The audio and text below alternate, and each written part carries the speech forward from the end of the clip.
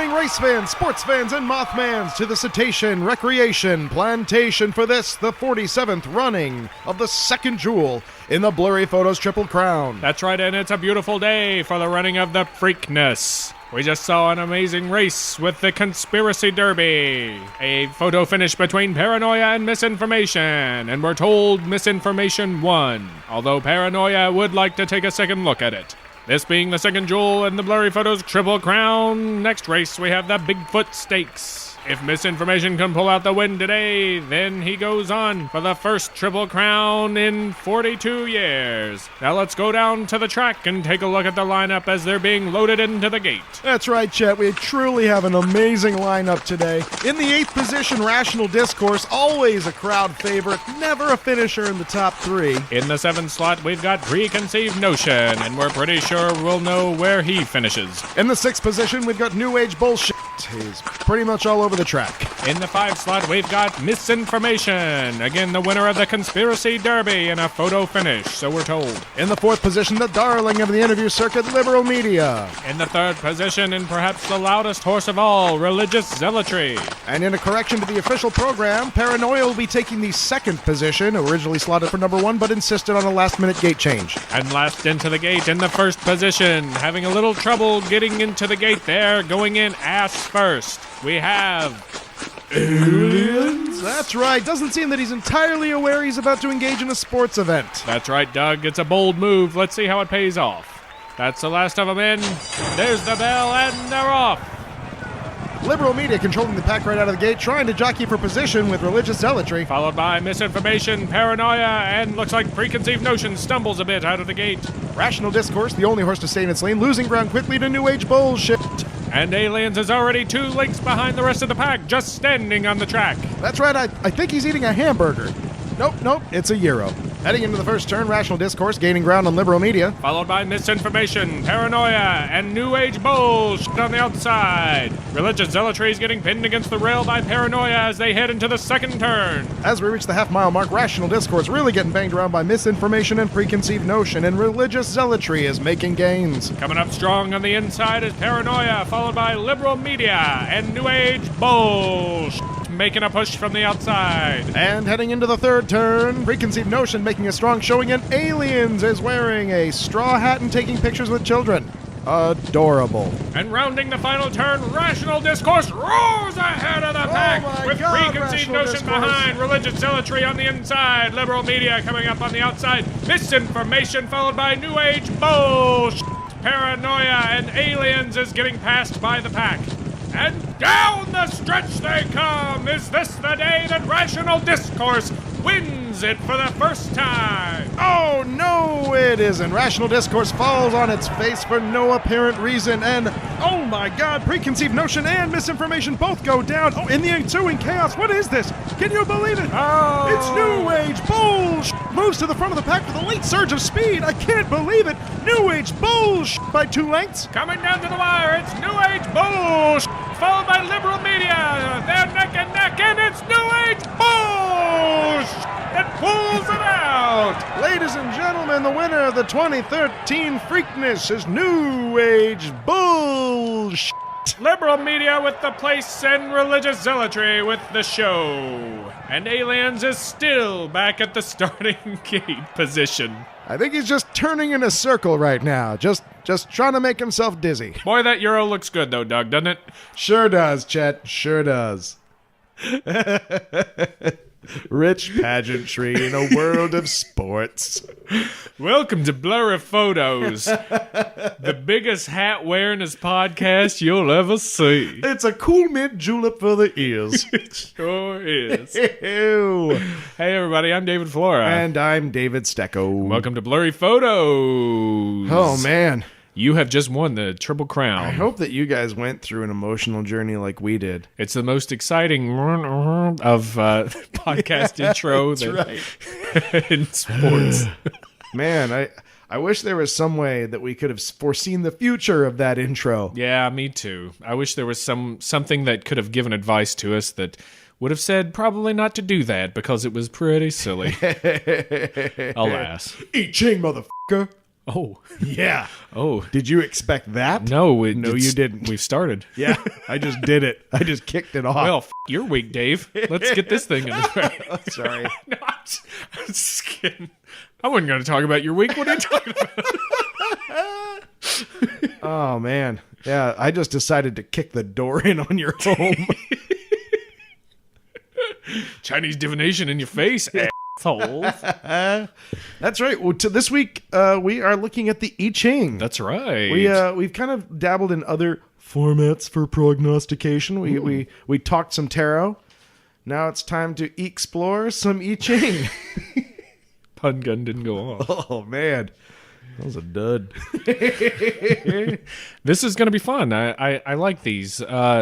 This one in particular is neat. I had picked up some books about this in the past and even tried to do some self-prognosticating on myself. I get it. In the old past. It's fun, although I guess I did it right because there are different ways of doing it, but I'll get to this in a minute. It's a neat thing and something from a part of the world that we have not visited very much. No. Old China. Yeah, China is gigantic, and you know what? I'm going to double my efforts on that because they've got to have some great stuff that we don't know about. Well, I'm sure they do. Yeah. What the closest we came was like Baigong pipes or something, wasn't it? And that was even like Tibet. Yeah, well, that might be insulting Tibetans to even draw that. Way to step in a political situation, Flora. Sorry. Now we're banned in China. Awesome. Great. Banned in China, hated in Tibet. That's right. Blurry Photos. We just can't win. Oh, Matt, that's crazy. That's crazy. So but Taiwan's crazy, right? We like to have fun, right? Who owns it? Cubic zirconium. Just sounded like we went home shopping channel for a second. Yeah, tonight we're going to talk about what the I Ching is, a little bit of its history, some of its components, and what it can do for you. What it can do for you and how. And maybe even do some examples for you, because that's always fun. And do you want to know our futures? Because I know I do. And thank God the I Ching has very clear guidelines for its use, so I can't completely shaft Flora's future with my own made-up bullshit. With my own new age bullshit. Oh man, I have to get rich and buy a horse so I can name it New Age bullshit. You know, the funny thing is, I think that horses are named in a system somehow. I don't even think it's the owners that get to name them. It's not accidental? No, there's something to it. I'm not for certain, but I know that it's not something that somebody's just like, well, this thing just gave birth. Let me name the baby. I'm going to find out right now. Okay. While you do that, this episode's going to be a lot like our tarot episode in many ways, particularly how they match up to each other as divination tools. And also, we're like we said, we're going to do some readings on each. Do you call these readings? We cast the old coins. I'd call it a reading. Do a reading. I mean, we ask a question, it gives us advice, and it Carl tells Jung's us a happy. thing. So one way or the other. Okay, lots of rules. To naming a horse? Yeah, lots of rules. The maximum length in characters is 18. Wow. Unless you have the approval of the registrar, a name cannot be repeated for 17 years after the birth of a horse with the same name, or 20 years after the birth of the youngest named produce of a horse with the same name. What? Oh, by the way, this already. Rude, offensive, or racist words will not be allowed.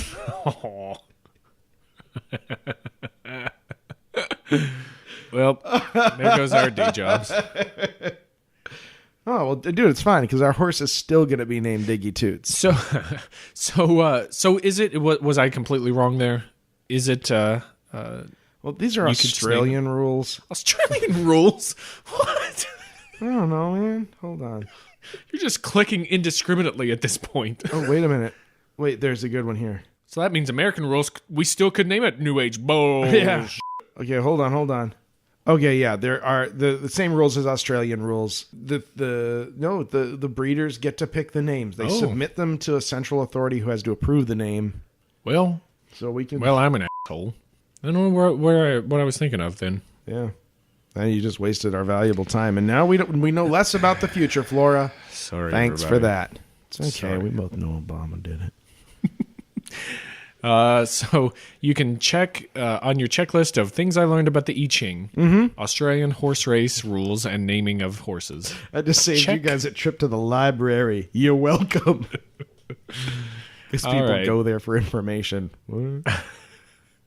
Let's give a real quick overview of this. Now, this subject, the I Ching, is much like some of the subjects that we've covered in the past, where there is a mountain of information about it, but we are going to try and circumvent the mountain, take pretty pictures of it, and show you those pictures, so you're not left hiking all the way up it, and all the way down it. We're the ones with the blisters on our feet, not you. Yeah. We're really going to give you the icing of the cake here, but we'll obviously let you pick the design of it, and I hope you pick Avengers or something like that. Get a little plastic figurine. I mean, And just you just keep clutter going. up the No, shelf. keep going. Okay. Keep going with it. All right. Don't stop. Paper plates and napkins. Get a whole theme thing going. Ants in the pants. Ants in the pants. What? Did you just said that out of left field? You just start saying ants in the pants? You were supposed to give me the yellow Mega Man. No. It was a South Park thing. Oh, sorry. Kyle got him, or Kenny or somebody got him ants in the pans instead of the yellow game. Mega Man. Yeah, I got that. All right. All right. So check out that checklist again. 91%. I'm putting God. a percent. I'm calling it now. We got to really. Yikes. You are right. Yeah. All right. So The FDA gets involved if we fall below 70. and then we don't get to name our horses anymore. 89. Oh gosh. We'll give you the briefest of briefs, and if you really want to know the history of the I Ching, first of all, good luck.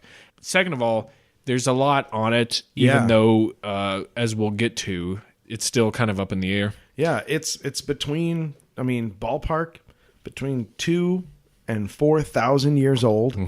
And even the people who are said to have written it are so highly mythologized as to make it really difficult to kind of separate the wheat from the chaff. The original, the person deemed responsible for the initial writing of it was said to be Fu Shi, also in some sometimes known as Bao Shi. He reigned during the mid-29th century BCE and was one of the three sovereigns who was, kind of a forefather for all of Chinese culture. Was supposed to have taught them trapping and writing and fishing. He's a legendary figure. He's Right. a culture hero. People aren't even sure if he really existed or not. Yeah, he's kind of a King Arthur-esque sort of dude. And so getting to the root of where the I Ching came from, you're starting off. It's like, where did the tarot come from? Oh, Merlin. Damn it. Yeah. It's a hard thing to square. So that's why the history of it's so difficult. It went through a few updates over its history that were historically verified. People would add additional commentaries. People would add to the system.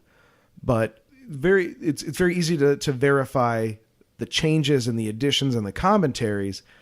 The system itself still stays very enigmatic. Yeah, and we'll see what we can dig up here from the surface. But if you're wondering, well, you if you're saying to yourself, these guys keep saying I Ching, and I have no fucking clue what I Ching means. Yeah, that's right. Well, set them straight, Flora. here we go. The I Ching's both an ancient Chinese text and a method of divination. It has evolved over the centuries and is a mix of Taoist and Confucian philosophy. The E in it is, for all our Western purposes, and the letter I. Yeah. But it's not pronounced I or That'd I. be too easy. Too easy. That's IASY.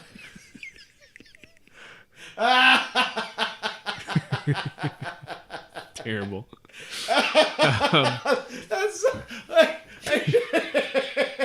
Are you proud of yourself for so effortlessly slipping that in, though? I don't think you even realized you did it. Because it was a great dad joke. Ooh. 87%. Yeah. Oh, God. Only 2% hit on that. I got off easy. So yeah, the letter I, pronounced E, means change. And then Ching means book or classic work. So a literal translation of it is the Book of Changes. Or le livre de change, en français. Oh. Traité en Bertrand. Sorry I started choking you physically halfway through your French word.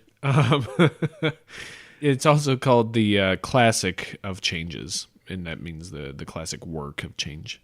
The name derives from the philosophy that nothing is static, and we must learn to adjust to the ebbs and flows of change. Mm-hmm. It's a book of wisdom, and also an oracle, which illuminates correct and balanced action in many, many situations. Just like the tarot, the I Ching can be referenced for advice, but it does not predict the future. That is one thing that the old tarot wants to make clear. Lots of people will pretend that it is something that predicts the future. Take, I don't know, me 3 minutes ago, for example. Oh, God. We're supposed to help with the mysteries, but not me. No, no, no. You like to keep the mysteries snug as a bug right up until we kick it in the teeth. Who do you think the jockey is for misinformation? It's me.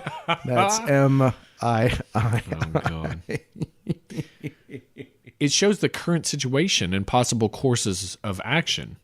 And it's funny because in doing the research for this, a lot of sites that brought up the tarot to compare to the I Ching stated that the tarot was used for telling the future. Yeah. And I think conversely, sites that talked about the tarot, if they even brought up the I Ching, it's so funny. It's like one of them is like, no, we show you your present situation so that you can take actions, so you can favorably deal with them. But tarot, no, that one's the tool of the devil. It Sharks shows versus your Jets, man. future. Bum, bum. Tarot. Once you go tarot, you're tarot all day. Because we don't have enough musical theater in this podcast just yet. We had to go sticking your dibbick in this podcast. Oh, Lord. All right. When you draw death all the way from your first chariot till your last rider wait. No? Tarot musical? Yeah. That was terrible. What? Did you hear it? It was terrible. West Side Tarot. All right. It was terrible. Oh, my gosh. Dude, no, wait. Hey. Terrible. Yeah. Every time you say it, we go down a percentage point. That's 83. I Ching. So the point is, it's funny how these people don't get everything in line with how what each other is saying. They both are supposed to show you what the current situation is, possible courses of action for it. The future is not set in stone, obviously. Everything changes. Timey-wimey. Wibbly-wobbly. And with the I Ching, it gives this advice through 64 hexagrams, which are 6 lines on top of each other. And those are broken down into 2 trigrams, which are 3 stacked lines. Did you get that, everybody? Are you with us still? To uncross your eyes, we're going to explain that in a little bit. It'll be easy, don't worry. The cosine of the relationship between the tangent and the dangling participle. It stretches over many disciplines. All right, so abandoned. Moving on. The lines that make up these hexagrams, trigrams, they're drawn one of 2 ways. It's a straight, solid line, or it's a broken line. And these are based on the philosophy of yin and yang, not yin yang. Yin yang. Yin yang. There's no G on yin for one thing, and it's not yang. It's not the I Ching with yin yang. You know, my dad used to, and I don't know where on earth he picked this up, but if somebody had a lot of something, yeah, that guy's got money coming out the yin yang. No bullshit. That was one of his favorite phrases. That. Yeah, I've heard that coming out the yin yang. Yeah. I don't get it. classic colloquialism Yeah. in America. No. The money's coming out the yin yang. So smug. I've got to go get in my Prius. Drive to my health food collective. Wheatgrass. The solid lines are masculine, which correspond to the yang, and broken lines are feminine, which correspond to the yin. And more on those components later. So, that is a brief and really tangential overview on the I Ching. Let's talk about some more of the history of it here. It's about as mysterious as the oracle itself, where it comes from, like we said. Shrouded in mystery. The earliest artifacts discovered so far date a text version of the I Ching to the 2nd century BCE Han Dynasty. Founded by Han Solo. And those texts are thought to have been kind of a congealment of concepts. Yeah, someone was kind of making a collection of sorts, a study of it. So, and congealment is not the right word for it. Maybe like a conglomeration, a collection. Yeah, it's bringing together all these disparate ideas. Yeah. Into one solid thing. So even though that's the first written record that we've ever found, it's by virtue of what that record is, it implies that it had been around for quite some time prior to that. Right, exactly. Back to the late 5th century BCE in what's called the Warring States period. Of course, each branch of this you can see how it just sprouts limbs as it grows, and you can go down any limb of this, and it's super interesting what's happening in Chinese history with dynasties that are usurping dynasties and tribes that are coming into their own, and some of the most fascinating history that has happened in the history of history. Because this stuff was going on at the same time, you get like the Indus River Valley starting up, the Egypt. Yeah. Like this stuff's happening before even pharaohs came into power. Again, I'll say it again because I've said it before, and that's what makes it so easy. And man, talk about sounding like a jackass, but I'm going to say it. The Eurocentric view of world history does everyone a huge disservice. Yeah. And it's not like everyone glibly says, "Oh, well, the Chinese were very advanced." But you really need to understand how organized that such a huge amount of space was. And China then was not necessarily the China now. Right. But it was just magnificent. And you're right. When you think about when these things are happening, as according to when things, what the equivalent history is that's happening in Europe at the time, it's embarrassing, which is maybe why we don't take such a close look at it. But I'm telling you, if you think history is interesting, if you enjoy reading about history, try reading about South American history. Try reading about Chinese and East Asian history for the time periods that include the Roman Empire, that include all of these things that were brought up learning about in high school. Yeah, it's just magnificent. It's so rich, and it's just full of holy crap, I had no idea moments. Yeah, they were the ones already sitting down thinking why are we here? What's this all about? Well, when first people to ask, what's Otis then, eh? First people to give a slap and tickle then, Gov. And the first to get its taste. Our salute to Chinese culture. We're bastards. Something that I think is interesting, maybe we should touch on in a future podcast, is South Pacific history. Oh, man. The boat diaspora. Oh, man, yeah. The whole culture down there, especially with Samoans and and we've actually had a request for the Kon-Tiki before. Yeah, that is something. Thor I would Heyerdahl. like to I don't know how much you like Thors. Who, me? Yeah, you. I don't know, man. It's not Thors. It's just one Thor. It's not the Thor. Come on. I'm sure he used a hammer building a ship. It's not all dudes you love. It's just one dude. Thanks. That's what you should glean from that. Real happy. I just got a Thor Lego figure in the mail. Did you?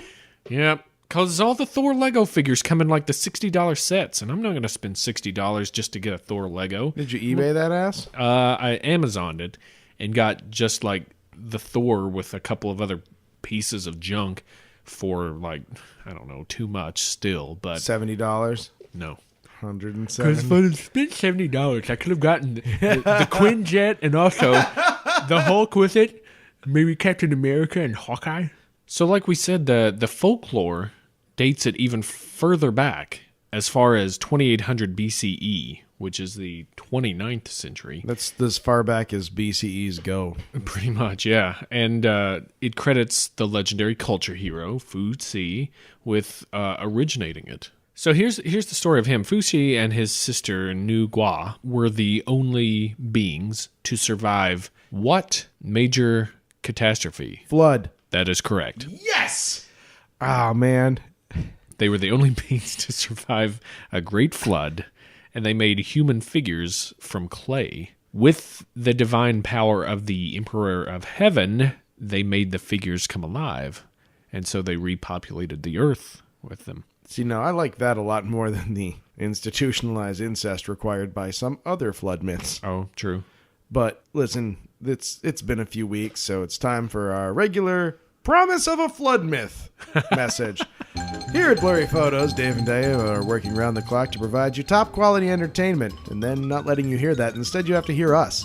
And so at this point, we're in accordance with FCC regulations, we're going to promise you a flood myth episode. It'll be giant, two-parter. Can't wait! Get your Chesterfields ready. You won't be able to stand the whole episode without a nice, refreshing, crisp Chesterfield. The smoothest cigarette available to America's working men. Chesterfield's not available to women. Here's the thing. We're so, I think we're too precious about the flood myth. We just have to do it. We just have to, just do it. Because every time we discuss it, it's like, I don't know if we have time right now. We really need to give it its due. It's true, though. I'm moving. I'm in the process of moving. I know. And I've got all these video games to play. We have a lot of important to do. But it's coming. I don't want to shortchange it. I think there's too much out there. Yeah. And it's going to be real fun when we'll get to it. But 83%, sorry. Probably 82, I think we... Yeah, 82. Moving on. So Fu Xi discovered the markings of the 8 trigrams on the back of a dragon horse. Some stories, it's a turtle. I prefer dragon horse, thank you. I'll take my stories extra badass and not like Doodletown Pipers. Yep, Tannehill Weavers. They then evolved into the 64 hexagrams, and they were deduced with meanings. They would be used by government and in writings by dynasties which would gain power and then rededuce them and lose power, and another dynasty would come up and rededuce them. The history of these just seems to go loop-de-loops. Really, they're the pawns of the Ching. It really can be interesting and also boring at the same time. Yeah. If you're interested in it, go read up on it. But I mean, here's the again. If you enjoy history, it's a cool history. You don't enjoy history, what the fuck are you doing with your life? Judged. It's said that the philosopher Confucius was very interested in the I Ching and wrote a group of commentaries about them. Also didn't think that he could study them enough. And in 1099 BCE, a fellow by the name of King Wen came up with the hexagrams while in prison. He had the time. He had the time, and he got inspiration and stacked the trigrams and then came up with what each one meant. Yeah. Basically, the description of them. That's one version of it. Yeah, again. Yeah. So hard. Really, all over the place. We're going to say that's the official version. Officially, that's what happened. It's been in use ever since. I've heard a lot of I've heard a lot of crap about the publication of it and how popular it is with the masses, but I also followed up with some research on how much it's been published and if it even appears on like any top 10 lists. You know, I really didn't find anything. The top 2, it was the Bible and the Quran that were beating on each other, but then like. You got Charles Dickens up there. And out of the backstretch, coming out of the pack, it's the I Ching. Yeah, even Agatha Christie, but I never saw any I Ching stuff up there. But apparently it's a very popular tool and book, set of advice guidelines, all that good stuff. And still utilized today, gaining popularity in the West here. But Good, I say. let's break it down, talk about these components. Now, I crossed your eyes earlier, so hopefully this will be a little less crossing. Here comes the mathlete. Look out. I have never been called that. Never. So the most basic part of the I Ching is a line. And again, can be broken or unbroken. If it's broken, it's yin. If it's unbroken, it's yang. Female, male, dark, light, Dog, cat. blue, moon, all that. Fat, tire. Second component of it, trigram. This is a set of 3 lines. And this is what Fu Shi saw on the back of a dragon horse or turtle shell. There are 8 of them, and they represent the 8 interrelated concepts: heaven, earth, thunder, wind, water, fire, mountain, and lake. Each of them has corresponding everythings to it. Yeah, and then they interact with each other. Yeah. And the order of that interaction also matters. Sure. So mountain earth is not the same thing as earth mountain. Right. Like Correct. they're not interchangeable. And so there's like this second layer of logical workings to it, and which is where it gets so insanely complex. Yeah. And each one of them has kind of a persona of its own. Each one of them means something different. It could be something as simple as like, this is the aggressive trigram. It means fire and light and happiness, and then this, if you get like one broken line in there, it's like, this is the dark trigram. And Oh man, that's really oversimplifying it, but that's kind of the idea that it goes with. this thing, the I Ching could really use some simplification. I mean, I get it. It has been simplified. I understand that's why it endures, is because of its yeah. complexity, that you can get so many unique messages when very nuanced, a degree of nuance that the tarot I don't think is capable of. It is just so. I mean, you can literally, you and I could cast the exact same coins and get entirely different readings. True. I mean, like it's I don't know. Does that make it awesome? Does that make it maddening? Oh, I think it makes it very awesome. I think both. Yeah. Awesomely maddening. Maddeningly awesome. So these trigrams. See, that's how yin and yang do it. If you stack 2 of them, one on top of the other, they make a hexagram. And with this hexagram, there are 64 combinations possible, 56 of which are unique, but 8 of which, if you turn them upside down, they'll look the same, either way. Yep. But it does matter. It does. So that gives you 64 total. Each of them corresponds to a life situation, and each of them has a brief description, also known as judgments, and also some short text or statements for each line of the hexagram. 6 in total. So, Man, and to the listeners, right now we're in the woods, okay? Yeah. We're getting through the woods right now, and we'll be in the clear in a second, so just bear with us, because this is what the I Ching is, and so this entire concept of an episode is bullshit unless we tell you this. New Age bullshit. Even though it's super dense, and I mean, I have it in front of me on a computer right now, and even listening to this description and looking at it, I'm like, Habayawa? Yeah. Hadu? So just bear with us. We're gonna plunge onward. My hope is that we set up the tee, and then we hit the ball, and then once the ball gets in the hole, then you'll know what happened. I tried for that one. Wait, shh. Do you hear it? Do you hear it galloping in? That's what she said. We're so good at harmonizing that we should be both shot in the head. I wasn't trying to harmonize. Should we do it again and try? Sure. All right. That's what she said. I wavered a little, but all right, Whatevs. we tried. Here we go. The bottom 2 lines of the hexagram corresponds with the body and the environment. The 2 middle lines corresponds with the subconscious mind, and the top 2 lines correspond with the spirit. So there's always a way to break down every little bit of this thing. And you here's the deal. You always count from the bottom up. So the first cast of the sticks or the Coins, whatever you use. or the die, the number 1, that's your bottom. And then you stack on top of that 5 more times. Think of it as building a house, laying the foundation, building up. Think of it as a tree growing up from the ground. Either way. Think of it as a zombie rising up from a grave. There are lines that are moving, which means they change from yin to yang and vice versa, depending on what you get. Wild card. And these are based on the casting and the numbers that add up to it. So there's a little math involved, unfortunately. A little bit of wild card. And a little bit of wild card involved. Unfortunately in there. These are called old and young, yin and yangs. And that I ain't means got no time for no old ass young. if it's old, Bring me that yin. if it's old, it's changing. If it's young, it stays the same. No, that's an irony. Yeah.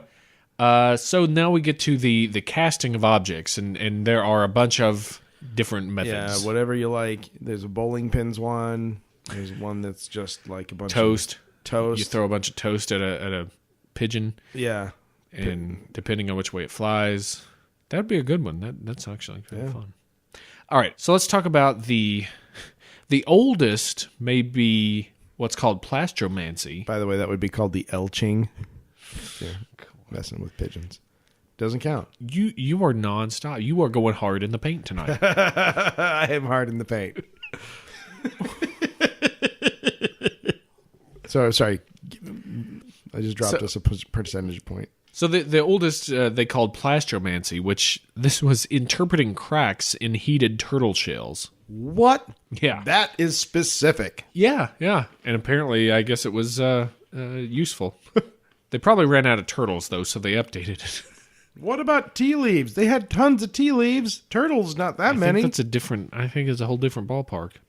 Whole different game they're playing, dog. They get sharks and jets. We get the tea leaves posse and the turtle folks. The next technique that we get is one of the first and most classic. It's done with what are called yarrow stalks. Yeah. Yarrow. Yarrow stalk method. It's a pretty complex method of 50 stalks of this flowering plant called the yarrow plant, which they took stalks and tossed them down, and then you pick up some with some fingers, and it's complex. I mean, it's complex, divination, man. And keep in mind the geographic area in which this is popular. So there is definitely like, oh, do you do I Ching Fushan style? Because I do mine King Wen style. Right, yeah, exactly. I brought up around Wall Mountain, so this is how we do it. The yarrow stalk method was replaced by the coin method, one of the methods that is pretty popular still today. Yeah, that's the method that I'm familiar with. It's quick, it's easy, and anything can happen. Look out, everybody. The coin method. It's a lot of fun. A lot of fun. Take it home for the whole family. Thanksgiving's coming up. Teach it to the in-laws. A big holiday in China. Oh, big that's holiday. right. Thanksgiving. Anything with heads and tails is used. Anything that's got a heads and tails on it. So coins are easy. Any two-dimensional object. The classic way of doing it is the 3 coin toss. You toss 3 coins. 3 coins in a fountain. Seriously? Little Sinatra? Trying to... I don't know that one. Did I elevate? Do you know what's great? Planes, Trains, and Automobiles. Steve Martin, they just they're singing songs on a bus, and they're like, come on, sing a song. He's like, okay. 3 coins in a fountain, and everyone stares at him. And then John Candy just goes, Flintstones, meet the Flintstones, and everyone sings along. So clearly there's something about that song that some people don't enjoy. Because I just lived that. Because the look that I just saw, you look like an angry bus rider. Usually that's my Chicago face. So you toss 3 coins, and for every heads that you get, it's a 3, and for every tails, it's a 2, and then you total them up. So you can get a total of 6, 7, 8, or 9. Yeah. And these are how you know if they're changing or not. So a 6 would be the old yin. That's a changing line. A 7 would be a young yang. An 8 would be a young yin. And a 9 would be an old yang, which is a changing line. There's also apparently a 4, a 6, and a 2 coin method that's out there. I actually have... For all you even Stevens. have done, yeah. I've done the 6 coin method before. And when I started reading all this, I was like, no, I didn't do any of this at all. See, man, this thing is dense. Yeah. Yeah. And you know what, though? You would think that with all this, like, variability, that, like, when you finally do all the math, you carry the 1, you slap an abacus around for a half an hour, you would think that it would be like... a clear cut. This is what you have to do. Nope. Wrong-o. False. Moving on. I don't want to get to the meat of it. Yeah. Yeah. For the record, we're in the meat of it right now. I don't want anybody to think that, like, Jesus, they're just getting started with this. Oh God. We told you it's a mountain. You know, we're working towards the bone. There's a lot of meat and gristle on the plate. The thing with the 6 coin method is that you are forced to have a moving line.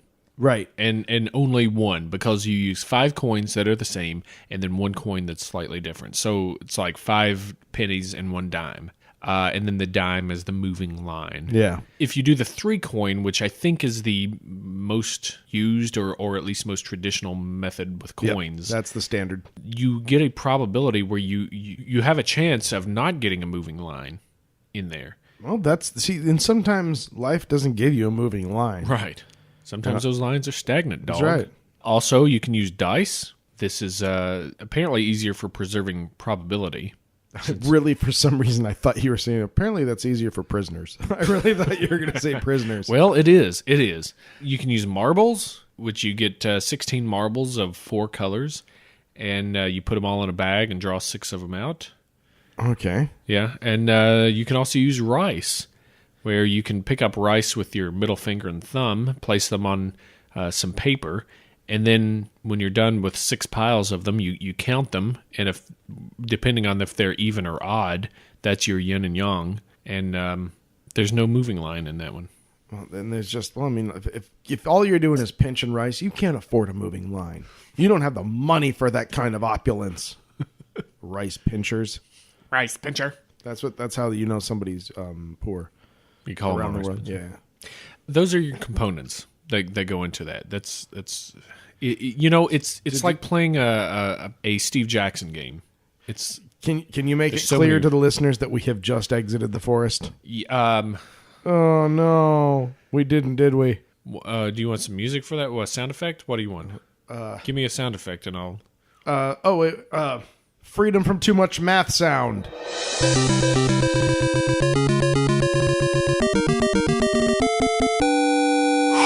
Yeah, work that out. Okay. Yeah, and he will. He will. It'll be like the saving money response. Yeah. And I also encourage everyone, and I should have said this a while ago, but go ahead and go online and just Google I Ching, and there's 1,000 different online I Ching clients that'll type your question and click this button, and it'll animate the things getting played out, and it makes a lot more sense just to see it once. You're like, oh, so that's the coins, and then there's the hexagrams. Gotcha. I would advise going on there and looking at the hexagrams. There, you can find them pretty easily. Think about the I Ching with it being so big and stuff. There are thousands of sites. There are thousands of videos. Not much substance. Not much substance, but it'll get you kind of where you're going. I would also recommend, if you're going to Google something, Google Metallica. Yeah. Just okay. see what they're up to. I would recommend Korn. I like Korn. So there, Korn, the band. All right. Wait. I know Korn. Right? Am I right? No. I can rock with you guys. You guys. Hello, fellow children.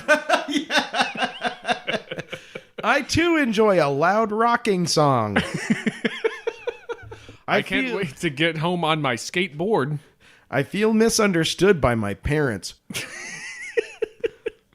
All right, before we get into the dessert, which is us throwing some coins at each other. Yes. We're going to talk about the psychological aspect of this a little bit. This advice that the I Ching can give out. Now, if you are a diehard I Ching person, this might come as a curveball coming from us, but we also would like to take a rational and skeptic approach just to see the other side of the coin here. The advice that it doles out can be a little hard to understand, and thus it makes it a little personal to the person who is asking. Yeah. It allows for ambiguity for multiple interpretations. Again, that gives it some longevity, gives it some legs to run with.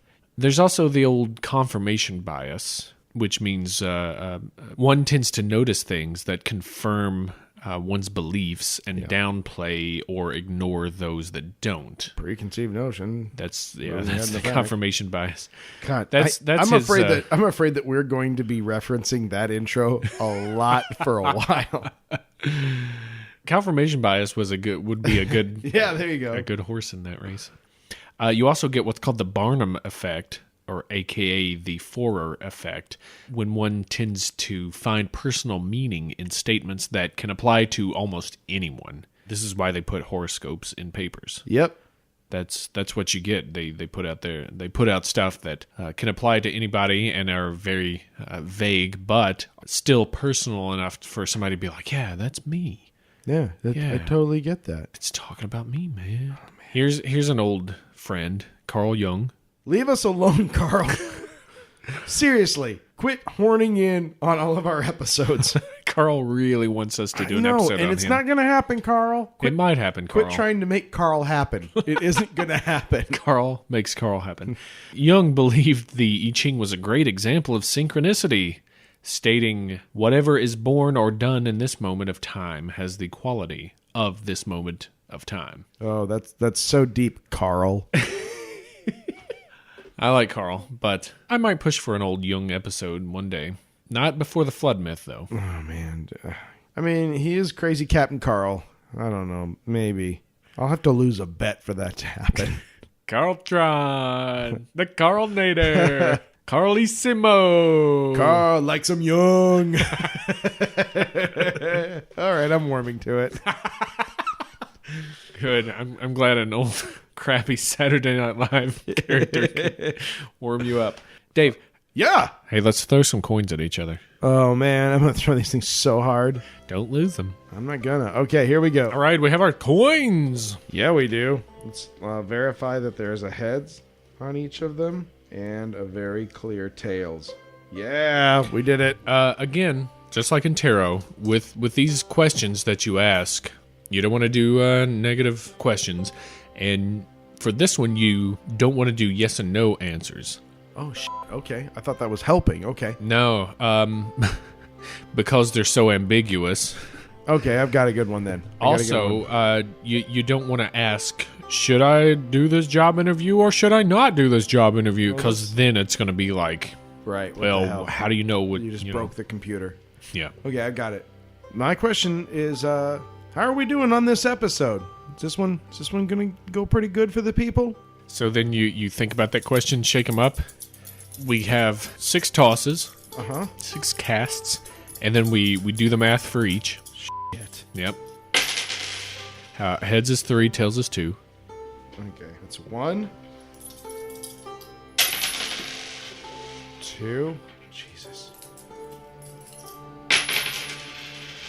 Ooh. Change in line. 4. And 6. Okay. All right. So did it. I did it. So now we build from the bottom up. What is your bottom one total? 7. That's a solid line. That's a yang. That's a yang. Yeah, it is. Yeah, I know. Because I paid attention in class, dog. Good. So that's a solid line, unchanging. Okay. Your next one? 7. There you go. And then? 9. Uh-oh, that's a changing yang. So that's an old yang. Then 7s from here. No, it's 7, and then 8. So that's just a yin.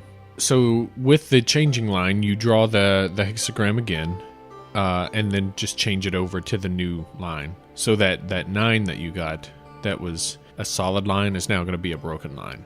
So you've got solid, solid, broken, solid, solid, broken. Yeah, that's what I've got. Let's see which one that is here. Okay. That is hexagram 58. It's lake over lake. And I've got self-confidence, encouragement, pleasure. Also, straight talk and speak your mind. Oh, this is really working. It says lake over lake. This is a doubled trigram. Friendly interchange. The most important question we need to ask about the universe is it friendly? Joyous self-expression. Come out into the open and freely express your ideas and feelings. Seek people and influences that are responsive to your openness. Difficulties are more easily overcome when you are enjoying yourself. Your ingenuity and inventiveness will serve you well. If you could, there's nothing in the I Ching that is more relevant to recording a podcast than what we just heard. The I Ching is for real. Now, you had line 3 that was moving or changing. Oh, yeah. Right? It was all over the place. According to the book I'm reading, it says line 3 moving, a tempting offer. Are you pleasing yourself or doing something in order to please another? There may be some external temptations. Happiness comes from within. Boogity boogity. Are you doing another podcast? No. Harum. No, I am not. I'm a one-lady kind of guy. Oh, good. This is the only podcast I'm sleeping with. Well, the other book that I've got says this corresponds to how can you fully enjoy the moment? What are you bringing to expression? What if you communicated and exchanged more freely? And also opening, creating success. Constancy bears fruit. Good. Okay, great. You see how this goes. Yeah. Line 3. I like the other one way more. Line 3, coming opening, comma, pitfall. Coming opening means looking expectantly for what you want to come to you easily and on your own terms. You try to dictate how things will be. This doesn't work. The joy you seek can't simply come to you from outside, but only arises from authentic exchange. I believe if we do anything, we have authentic exchange. Yep. We are authentically exchanging long-chain polypeptides. Whoa. If you know of a better way to do it, I'd like to see it. Kodos and Kang holding hands as Bill Clinton and Bob Dole. Oh, yeah. That's how you do it. All right, cool. Suck that, Fairpoint podcast. There's your Simpsons reference. I went deep. Great. My turn, huh? That was the most respectful of the suck that's, by the way. Suck that's. Our next section on the podcast, suck that's. The following people can suck it. All right, give me the coins. I'm going to do it. All right, I'm going to go generic because I don't have anything better. I'm going to say, what does the universe want me to know right now? Ooh. I'm going to shake him up real good. I'm gonna shake him up, shake him up, shake him up, shake him. It's 1. Okay. Keep trucking. Just getting the same thing over and over. Yeah, you are. This is your third 7 in a row. No, there's pressure. Can you keep doing it? I broke you. 2 more.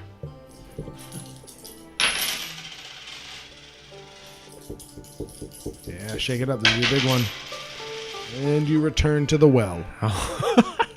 Great. All right, let's see here. We got 7, 7, 7, 8, 7, 7. Jeez Louise. Yep. All right, what do we got here? Well, I'll tell you what you got here. You got your standard tree over sky. That is hexagram number 9. Oh. Okay, so the watchwords are interference, intuition, and taking precautions. Great. Pay attention to your premonitions. Clouds are gathering, waiting for rain. It sounds like the happiest one I could get. I killed it. I did great. And that's well, what's you were important. talking about the podcast. I'm talking about me. I know. See, I keep this thing far away from me. All right, here we go. The wind in the sky, touching and sensing distant things. Your creative power is manifesting in subtle and far-reaching ways. The forecaster reads the signs in the sky and knows what is going to happen. Overlooking the smallest warning sign that something is wrong may hold you back. This may lead to feelings of doubt, uncertainty, and indecision. Probably because it just told you that if you miss the slightest detail, you're doomed. Yeah. As with a puzzle, collect all the pieces before beginning. You have the sensitivity to know what is going on. As far as the rain, you've weathered the storm. For the moment, all is well. Use this time to build up your energy and resources. Your troubles are not over yet. You are about to move. Yeah. All right, so let's check the other book. Okay. That's sad. So, Hexagram 9, also called The Small Taming. Key questions for yourself are, what small thing can I work on today? How can I cultivate a better terrain? Small taming, great creating success. Dense clouds without rain come from the western altars. Okay? To tame is to restrain and also to accumulate and nurture. It's what the farmer does. Here the small farmer cultivates the soil of his own small plot, hoping the offerings made at the western altars will bring rain. So this sounds like this is like for investing. Now is you're planting the seeds so that you might reap the seeds. Okay. Jeez. Yeah. Sounds like this is an investment phase. You're about to move to a brand new apartment. I'm investing in a better place to live. Yeah. One that doesn't fall in on my head. Yeah, I like the first book more for both of us. I felt like that had more relevant. And it's funny, the first book is the first one that I got and read, and that one describes doing the 6-coin method, where you have to have a moving line. Yeah. Basically. And it's interesting because, obviously, I did 6 throws and didn't get a 6 or a 9 in any of them. Yeah. Therefore, I didn't have any moving or changing lines in there. So, wow. Okay. Well, you had the right idea. Whoop whoop. And I'm glad the podcast question was the positive one. It's because I care more about the podcast than I do about my own life. Oh, okay. If someone were to shoot this podcast, I'd be all...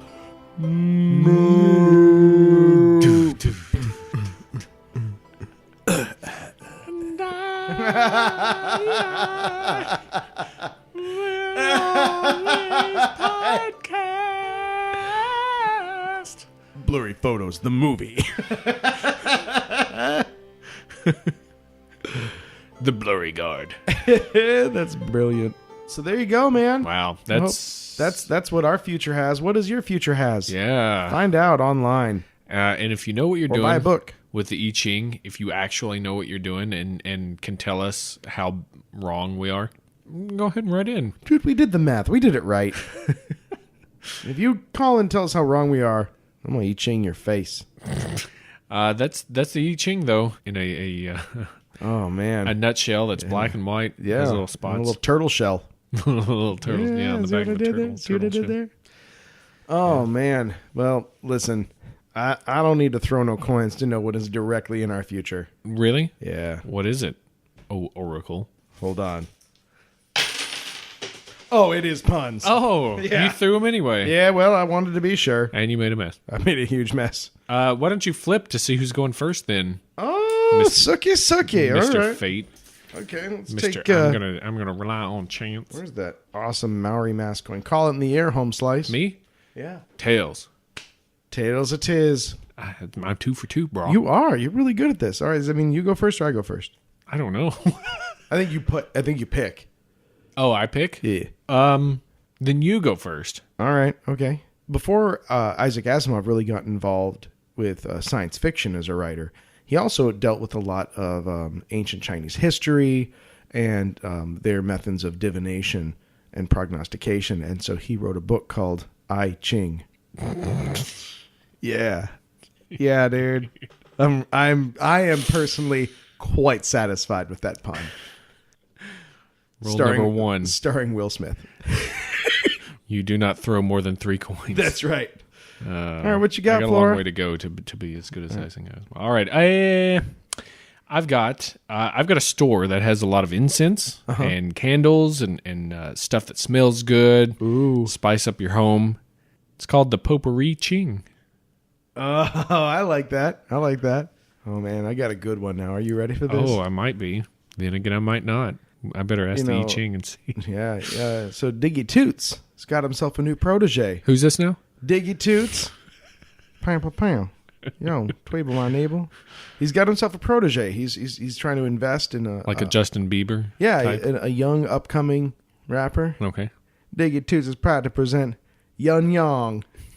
He's Young Yong. His first album's called Rollin' Sevens.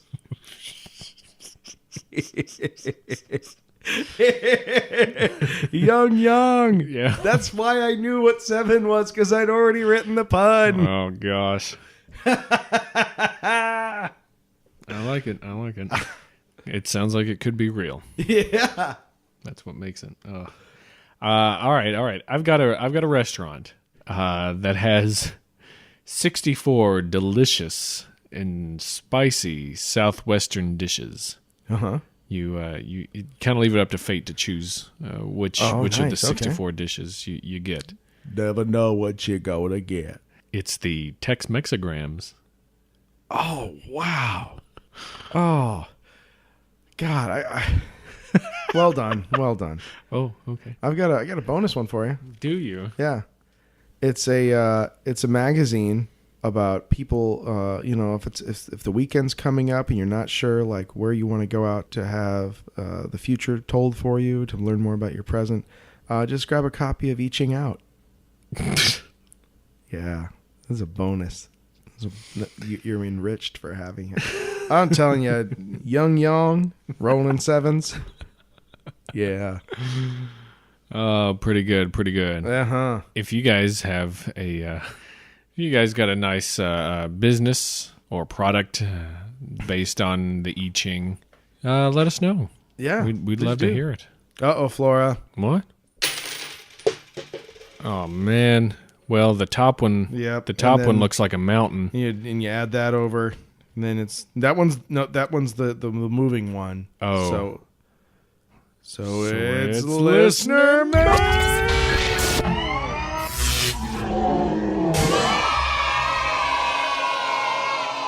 Those children should not be cheering. No.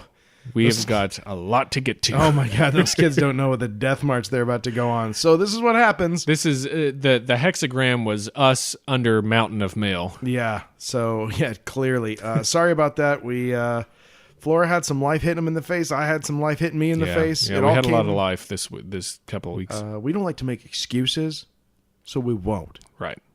But we'll get to your guys' stuff here. So I hope you guys like listener mail, because it's about to hit you all up. We're gonna master blast through it. Exactly.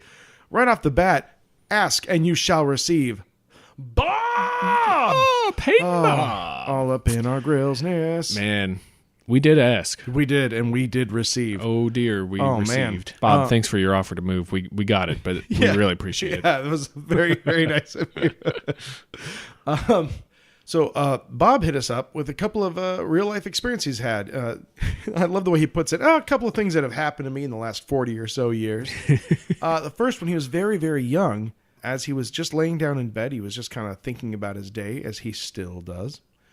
And he saw a door in his room appear in the wall, like an old kind of medieval-y door. And as it opens, there's a yellowish light, and it only opens about 6 inches, and it's on the opposite wall of the room, and this bony arm reaches out, and it just keeps reaching. It starts stretching and stretching straight to him. And Bob's, was like, "Duh!" and this voice keeps repeating, "Whatever you do, don't leave the bed." Which I don't think it had his best interest at heart. So Bob, like any good American, loses his shit. Sure. Or more accurately, his urine. Sure. Screams and wets the bed. Mom runs into the room. The arm is receding back as the mom's approaching, and the last thing he hears is, "I'll be back." Oh God. So God. that didn't turn out well for Bob. Mom took care of that. And then many years later, Bob, now a grown man, Grown ass man. he's got a wife and kids of his own. He's a Marine. Mm-hmm. He's not afraid of nothing. He's going to simplify the shit out of that door. Mm-hmm. Except for a door doesn't show up. A 7-foot black shadowy figure strides into his room and sits on his bed. He feels the bed shift under the weight. Ugh. And it just turns to look at him. Now, Bob, who, because he's a Marine and is always prepared, keeps his Marine tactical K-bar knife, which I have always wanted one, in his nightstand. He does not opt for that. He opts for the more powerful weapon, screaming for his wife. Gosh. And and again, it disappeared. And in discussing this with some of his friends on a more theological bent, because Bob was very active in his church at the time, that this was almost determined. He spoke to some people at his church, kind of like an Italian mafia intimidation move. Maybe we just send a guy by your house. This is an awfully nice soul you have there. Pity if something were to tear it out of you. So that's spooky stuff. It's incredibly spooky. Yeah. And the interesting part about it is just seeing it is one thing, but the feeling of the bed shift, the thought secondary in his head of the voice, it's like it's compounded, which makes it incredibly creepy. Oh yeah, that is, it's those secondary things that you notice. Yeah. So that you're not inventing it. You feel something else happen. There's another sensory input brought into play. And the arm that just keeps stretching. Yeah, that's nightmare stuff. I mean, sounds demonic, sounds like jinn, sounds like... Yeah, that's could be, even head games that are being played by something. Mind the games. Board the games. For the mind. Oh, man. Yeah. Thanks for sharing that, though, Bob. Yeah, thank you. And Bob also has this interesting insight, maybe explaining some cryptids. Oh, yeah? Take the Mothman. He hangs out in dark, deserted areas, maybe even corner bars in downtown Scranton area. He's got red eyes, bad disposition, aggressive. He might just be a paint contractor. Oh, I see what you did there. Self-deprecating. You're quite the clever one. He also hits us with this. A gift given to ancient peoples from stranded aliens to help make peace between the two cultures that obviously did not quite work out. Yeah. The Dropa Sopa Onaropa. Oh, there's an implication. Sorry, of aliens. Sex threat there. Also, Bob hits us with this one.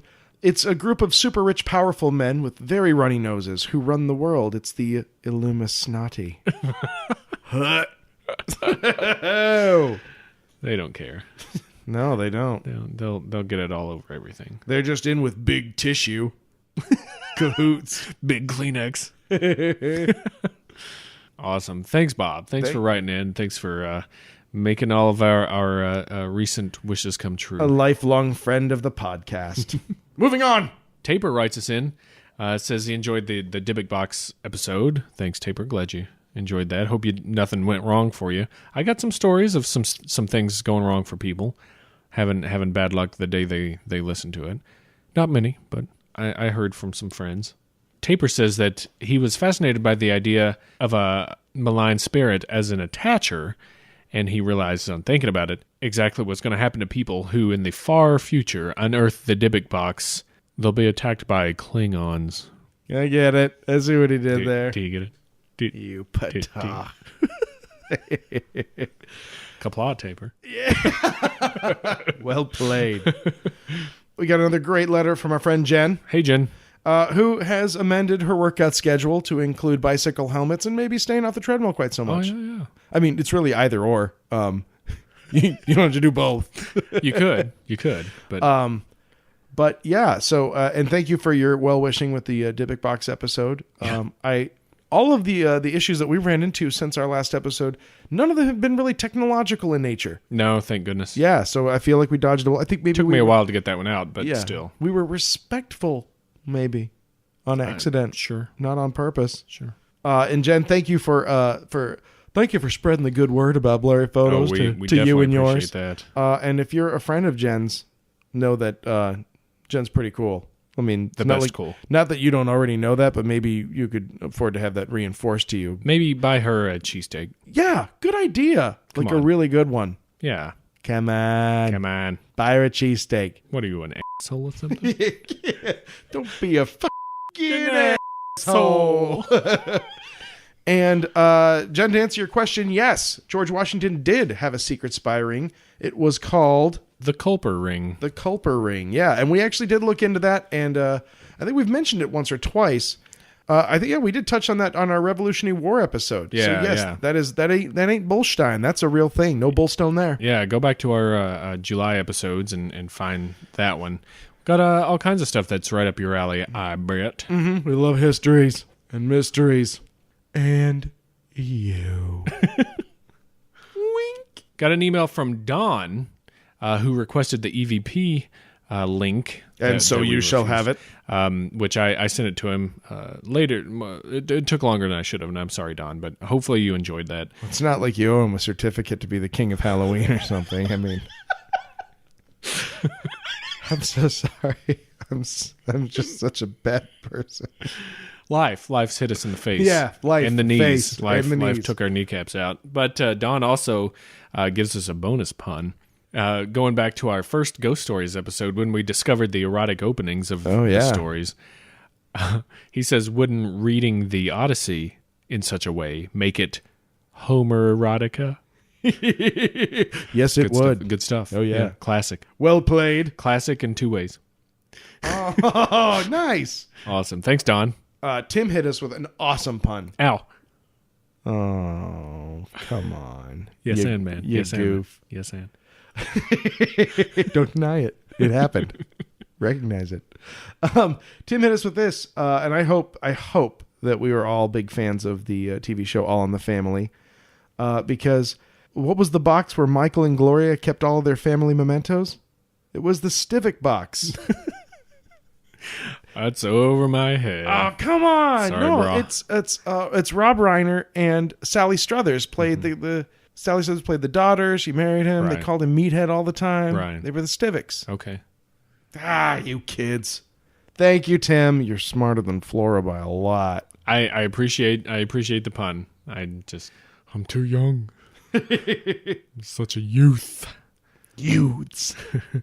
Connor writes us in with some very kind words. We've had some storms in the area lately. Luckily, they have missed us in the Chicagoland area. But not the rest of the state. So The rest of the state has gotten royally. wailed on with November tornadoes. Yeah. Crazy, awful stuff. Yeah. So thanks for your kind words. Our thoughts and prayers go out to the people affected by that as well. And we're still keeping on through all the crazy stuff. It was Yep. some bad stuff that happened in the city, but nothing anywhere near as bad as Yeah, could have out been there worse. in some spots. But he also sends us some puns. He says, few people know that before Sam Shirimi was the crack very private eye, his life was spent under the scrutiny of others. Having been looked down upon by the world, Sam became quite the notorious prankster, for which he was arrested for scaring people half to death, shooting them his signature move, the stink eye. Sam Shirimi. And he says, I think the Illuminati sounds like a huge pyramid scheme.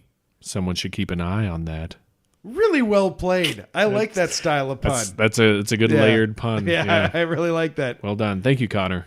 And it's time for our most elegant portion of listener mail. Oh, dear. Gray Cat Fancy Feast. Yum, yum, yum, yum. Gray Cat is elegant because every time I see an email from him, like, "Gah, it's the king of Halloween."